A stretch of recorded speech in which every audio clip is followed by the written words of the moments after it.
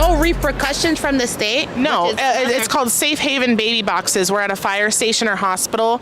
You can leave your baby and the mother doesn't have to do anything with it. But that's better than killing her baby through abortion, right? No, ma'am. It's not better to give your baby up to a family who wants them instead of killing them? No, ma'am. I have seen so many stories and countless, literally, like countless stories. My grandmother used to teach health and safety classes for people who wanted to become daycare providers. And we've seen so many instances where it's just, I could love you today, I love you to death, you're my baby. But as a teen mom, as a mom who's on her own, you have no support. You constantly have to provide. You're here day to day, day in out. It's crying, it's screaming, it's crying. You have nowhere to turn to. Now I stand you up and I shake you and I kill you. When I could have just not had you in the first place because it was. So either the woman is the baby gonna die by shaking baby syndrome, or we just gonna kill you before you take your first breath. Like, to her, they're both wicked and depraved, but she is rationalized in her twisted, warped mind that don't even get a baby a chance to live, because you don't know how you don't know how motherhood's going to impact you. You don't know, one day down the road, you might be so stressed out and overwhelmed with the pressures of motherhood that you might be a harm to your baby and shake it to death. So instead, don't even get that baby a chance. Just go on and delete it. This is what this woman is arguing. And she's not listening to herself to be like, I sound real wicked and sick. But this is your modern Marxist-minded woman. This is their worldview and how they think. And you think we'll be able to restore families when this is what's prevalent in our community? Never my plan. You think that teen moms who struggle will end up killing their children after they're born? Girl. I'm trying to follow along with your story here. I'm saying that there's a higher percentage of people who murder their children on accident out of frustration because they don't have the support, especially in communities like this where there's no funding, where there's no programs, where we don't have. There goes the government. The government, because there's no funding, because there are no programs, because the government, as all supreme, is not doing the job of what private citizens are doing or what individuals who are adults are supposed to be doing, we should be deleting these babies because there are no services. How did we get here? Like, the idea that these women are raised and taught that this is the job of the government, where do you think we got that from? Well, I'll tell you, when you analyze what the Poor People's Campaign was about and what MLK was actually asking the government for, that's essentially what he was asking the government to do. Like, we need you to feed us, clothe, take care of us, give us universal basic income. Because having a healthy doctrine of work, as the Bible prescribes, can't possibly be the way that other image bearers provide for themselves and their families. We have to look to government as the solution to all our problems. And if the government fails to be the solution to all of our problems, we have to murder. What else do you expect us to do? We must murder these children, right? The Negro Project, introduced into the Black community by the Negro preacher himself to convince Black women that this is more humanitarian and loving to go inside and hire a medical hitman to assassinate your baby in the womb because the government is not providing the services that you need to take care of your offspring. Do you see where this leads? Do you see why the whole idea of fighting for civil rights was introduced with other ideologies that lead to death, a culture of death?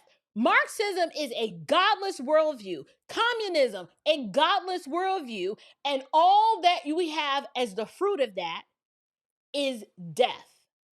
And to think you have pulpit pimps who advocate for these reproductive rights, and there are women just like this that are sitting up in these churches being discipled by wolves who tell them that this is how they're supposed to think.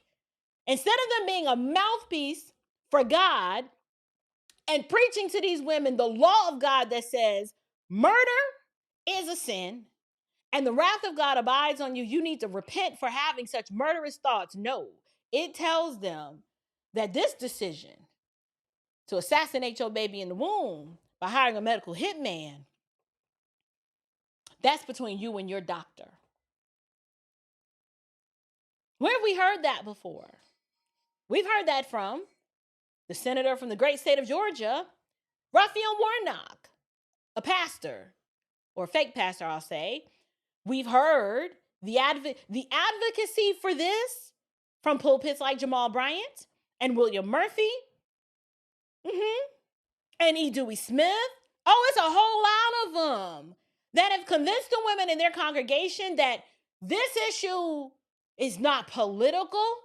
This issue is not theological. This is a medical decision between you and your physician, and we shall not interfere. Lies, I say. It's a lie from the pit of hell. Baby syndrome, where they shake their baby. It could be SIDS, but SIDS still also applies to you even laying your baby down on their back and they turn over the wrong direction. They will literally pass away. Well, yeah, but that's like a death that was going. It wasn't to, is not. It was. It was not. No.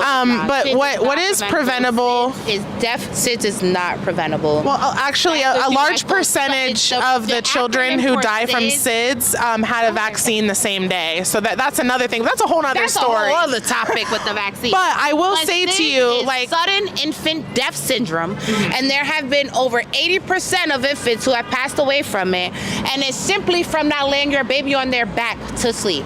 And that's horrible, but I mean, 1 million babies are also dying a year from abortion. Again, don't know that. You can die. What's the percentage of women dying from birth?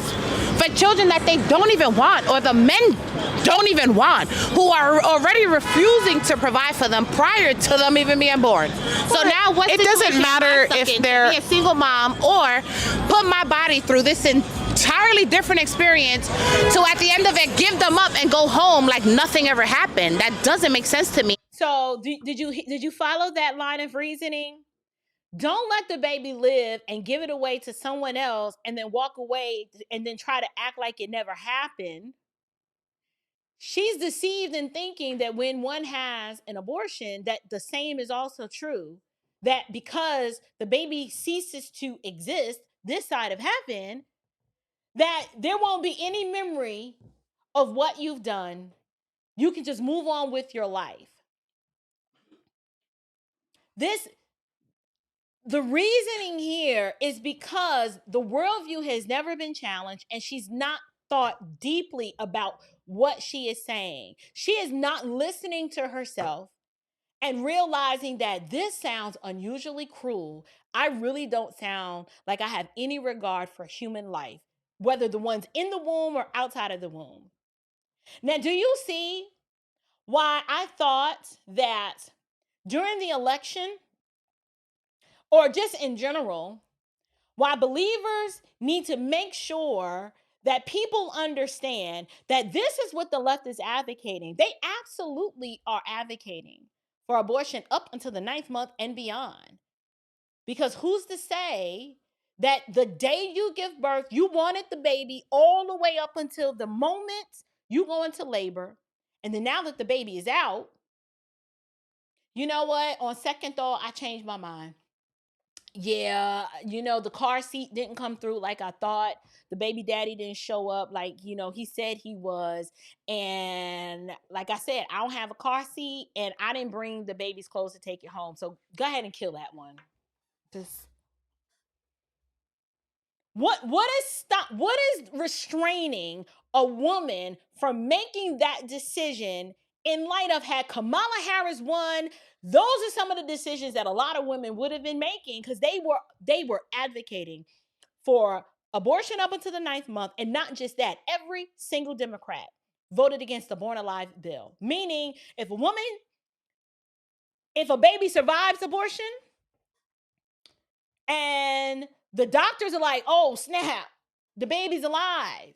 The Born Alive bill was like, you need to at least recognize the humanity of that baby and render aid. Democrats were like, nah, let that baby die. We ain't about to preserve no life here. The baby got to go. If the mama don't want it, I mean, if she don't want it, go on and kill it. These people are a bunch of freak nasty psychopaths, depraved, and they are trained in evil and are just thirsty off the blood of the unborn. They are thirsty. This is nothing but modern day Molech worship. Why are they fighting so hard to just murder more babies? Just if given the opportunity, they ain't ever met a fetus they ain't want to kill. Now we've indoctrinated a whole generation to believe that this is good and right. We're almost done. As opposed to you being put to sleep, boop, boop, take the baby out. It's like you start over. You don't, because we see post-abortive women and how they deal with abortion, and their chance of turning toward drugs and alcohol skyrockets. They have problems. What percentage is that? What percentage is that? Well, I don't have the exact percentage, but I believe it goes up 150%. And boot there, girl. And you had the facts. Do you know what happens in an abortion? Yes. What happens in an abortion? They literally suck the life out of you. They're going to take the whole baby out. You heard what she called it? She called it a life.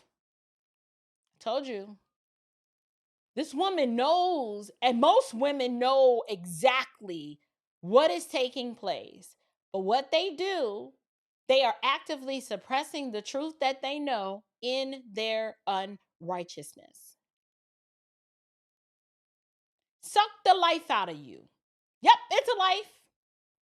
That's what she said. We heard it. And she said it with a chest. And as they should, because I shouldn't be a taxpayer paying child support and food stamps and WIC for women. You should be a taxpayer paying for abortions? Exactly. But as for a woman who didn't want the baby in the first place, that doesn't make sense to me. If you told me from the get-go, I can't do this, I don't have the funds, I make $20 an hour in McDonald's, and I live with my mother, and I'm pregnant with twins, and the father told me he doesn't want them. Why is that the baby's fault? Notice how the woman is this helpless victim. She had no choice in how this happened. Her laying down and choosing to consent to engage in intercourse, and then a pregnancy results. She ain't on her own. Like, she didn't just start living with a mama, right? She lives with a mom. She making $20 an hour. Like, none of the necessary conditions for being a full functioning adult have been met. Yet, she was adult enough to want to have sex and get pregnant. And now that the man has left her, this woman's solution is go on and kill them twins. You don't even let them live because you're living with your mama and you work at McDonald's. Do not tell me that the left are not a party of elitists. What an elitist mindset to say, because you work at McDonald's and you live at home with your mother, that babies, if those are the conditions in which your children are born, they don't deserve to live. They don't deserve to live.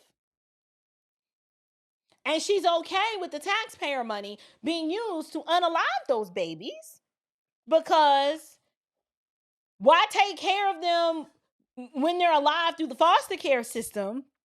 Just go on and delete them. Just delete them. This is wild to me. Exactly my point. You think I should still follow through with this pregnancy? Yes. Why? Because that baby has a life. That's dumb. Bring 2 more kids into this world that nobody wants. I want them. That are 80%. How? You gonna take everybody's baby? Yes, that's I will. 80%, baby. That are 80% more likely to get put into the system, molested. Where is that statistic from? Girl. With no parents, what do you think the likeliness is of you being molested? Let's Google that right now. Literally. Okay. Because your stats that's not the fault of pro-lifers, though. That's the fault of people that are molesters. People who are not. Right. So instead of biblical justice being acted saying, oh, you violated another image bearer and molested them, you should go to jail. it's like, nah, let's skip all that. Don't even let the baby live, because she's sovereign. She's so sovereign that she believes that she can make the decision and look down the annals of time and say, well, it is a high possibility that this baby might be molested at some point in their life. So as a result, we can't let this baby live because we don't know what might happen. We don't know. And so since the possibility that the baby might be molested, we need to delete it. We need to delete it.